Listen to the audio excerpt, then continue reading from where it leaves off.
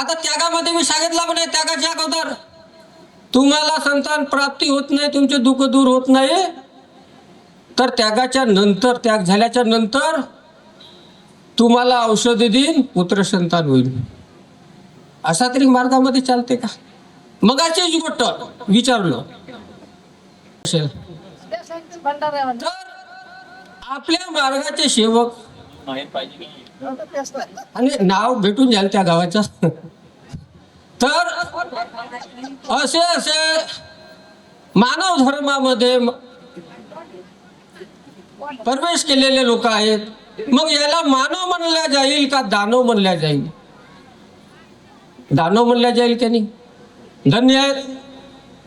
पर धन्य आहेत महान त्यागी बाबा जुमदेवजींनी आम्हाला तत्व शब्द नियम दिलेले आहेत. भगवान बाबा हनुमान जी को प्रणाम. महान त्यागी बाबा जुमदेव जी को प्रणाम. परमात्मा नमस्कार. भगवान बाबा हनुमान जी को प्रणाम. महान त्यागी बाबा जुमदेव जी को प्रणाम. परमात्मा एक परम पूज्य परमात्मा एक सेवक मंडळ वर्धमान नगर नागपूरच्या वतीने महान त्यागी बाबा जुमदेवजी यांच्या आदेशाप्रमाणे आज एका भगवंताची स्पेशल चर्चा बैठक कुरगाव इथे सुरू आहे. या चर्चा बैठकीमध्ये स्वयंस्फूर्तीचे निर्माता, विधीचे विधाता स्वयं भगवान बाबा हनुमानजी उपस्थित आहेत. भगवंताला माझे प्रणाम. तसेच आम्हा सर्वांचे सद्गुरू, मानव धर्माचे संस्थापक, महामानव महान त्यागी बाबा जुमदेवजी उपस्थित आहेत. बाबांना माझे प्रणाम. तसेच बाबांना वेळोवेळी सहकार्य करणारी आम्हा सर्वांची लाडकी मातोश्री वाराणसी आई सुद्धा उपस्थित आहेत. आईला माझे प्रणाम. तसेच या चर्चा बैठकीचे अध्यक्ष रमेशजी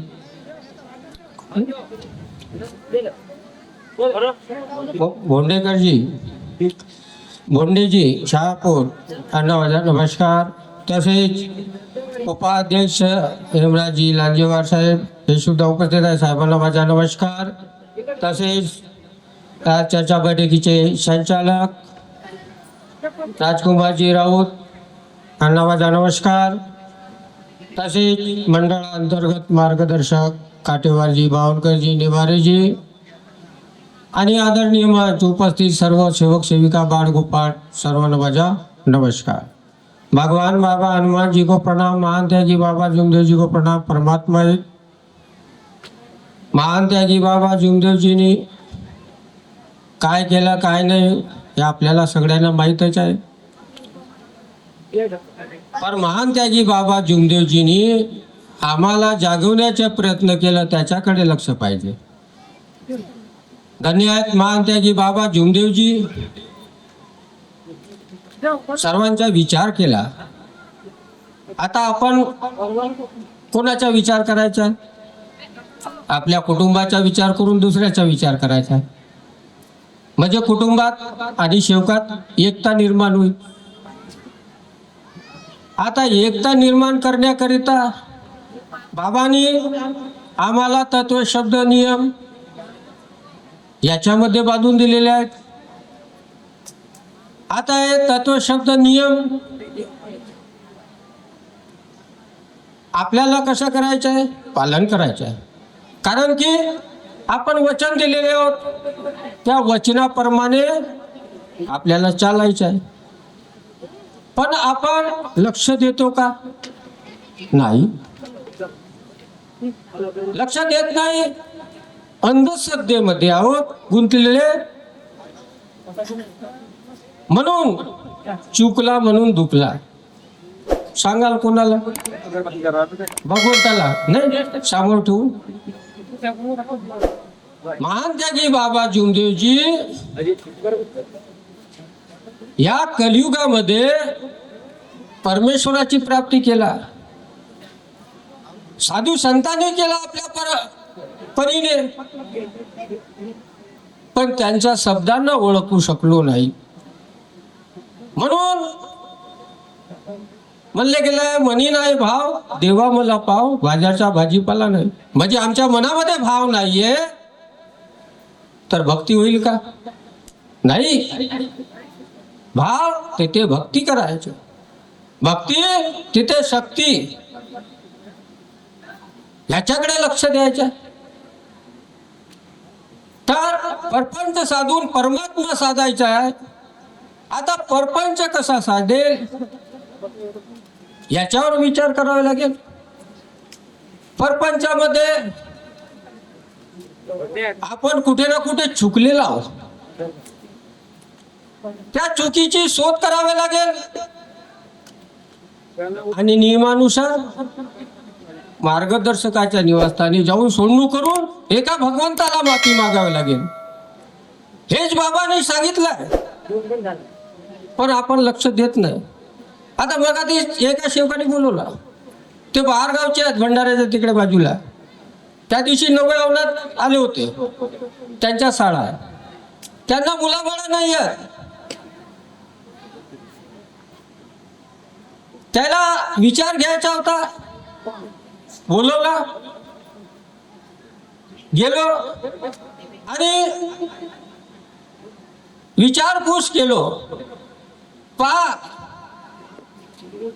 बाई मार्गदर्शक, तो मार्गदर्शक मरण पावला म्हणे, त्यांच्या जागी बाई बनली. आता तिथे शाखा आहे, आता त्या गावाचं नाव मला माहित नाही,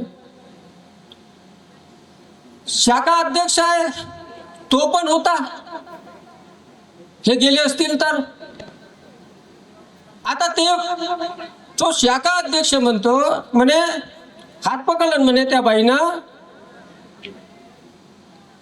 की बाई हात दाखव. आता हात दाखवलं म्हणे, तर तुझ्या लग्नाचे तांदूळ कोणी उचलला आणि काय केला. आता आपल्या मार्गात चालते का? आता तो मार्गदर्शक बाई वेगळीच राहिली आणि तो अध्यक्ष सांगून राहिला. मग आता किती अंधश्रद्धेमध्ये डुबलेले आहेत. आता सांगा, मग मानव जागला का? मग ठीक आहे, काही दिवस कार्य चालू झाले. आता बाईला कुठेतरी जायचा होता, त्या बाईला त्या अध्यक्षाकडून कार्य घ्यायला सांगितलं म्हणे. आता त्याचे आदेश चालतील का? चालतील का? चालतील का साहेब? नाही. मार्गदर्शकच नाही असेल ना शाखेचा अध्यक्ष. काही दिवसापर्यंत त्याच्याकडून कार्य केलं. आता काही दिवसामध्ये तू मे दोघांची झाली. आता जाऊ तर कोणाकडे जाऊ, हा एक प्रकरण झाला. मग त्याग झाला, त्याग केलं म्हणे. आता त्यागामध्ये मी सांगितलं म्हणे, त्यागाच्या अगोदर तुम्हाला संतान प्राप्ती होत नाही, तुमचे दुःख दूर होत नाही, तर त्यागाच्या नंतर, त्याग झाल्याच्या नंतर तुम्हाला औषधी देईन, पुत्र संतान होईल. असा तरी मार्गामध्ये चालते का? मग अशीच गोष्ट विचारलं. आणि आता घोटीचे सेवक आहेत, दाबूभाऊ येळणेचा साडा. कोणत्या गावच्या बाई? विष्णुबाई तिकडे भंडाऱ्याच्या बाजूला, बेल्याला तर त्यांच्या गाव काहीतरी गाव, जो बाई काही असेल. तर आपल्या मार्गाचे सेवक आणि नाव भेटून जाईल त्या गावाचं. तर असे मानव धर्मामध्ये प्रवेश केलेले लोक आहेत. मग याला मानव म्हणल्या जाईल का दानव म्हणल्या जाईल? दानव म्हणल्या जाईल त्यांनी. धन्य आहेत, पर धन्य आहेत महान त्यागी बाबा जुमदेवजींनी आम्हाला तत्व शब्द नियम दिलेले आहेत. या तत्व शब्द नियमाद्वारे आपल्याला समजून घेणे आहे. मग त्यांना विचारपूस केलं तर त्यांच्या घरी कचरा बी मनमानी भरलेला आहे. आता तुळशीचा झाड म्हणे, तर तुळशीच्या झाडाला उपडून बाहेर केलं म्हणे, आणि तो बिंद्रावन आहे ते ओम उतरवलेला आहे, ते काही वेलाच्या झाडा लावून दिला बाईने. असं पुष्कळ कचरा काढी आहे, म्हणजे तालुक्याचा पाठ बी आहे, त्याच्या फुलोरा बी आहे, असं काही काही सांगितलं वगैरे वगैरे. मग त्या कुटुंबामध्ये सुख समाधानी मिळेल का? मिळेल का? मिळणारच नाही. म्हणून जागी व्हा. कोणी काही सांगतो, कोणी काही सांगतो, स्वतः जागा आणि दुसऱ्याला जागवा. हेच बाबांनी सांगितलं. मार्गदर्शक काय सांगेल ना काय नाही, कोण कसा सांगतो कोण कसा नाही. तुमच्या सामने नियमावली आहे, त्या नियमावलीचा अभ्यास करा आणि त्याच्यावर मनन चिंतन करा. पण आपण करतो का? एका भगवंताच्या बैठकीमध्ये जात नाही, अंधश्रद्धेमध्ये डुबलेला आहोत. म्हणून म्हणलं गेलं, जो गलती ना करे वो भगवान है, जो गलती पे पछतावा ना करे वो शैतान है, न जो गलती को महसूस करे वो इंसान है. तर मग आपल्याला महसूस करावं लागेल का नाही?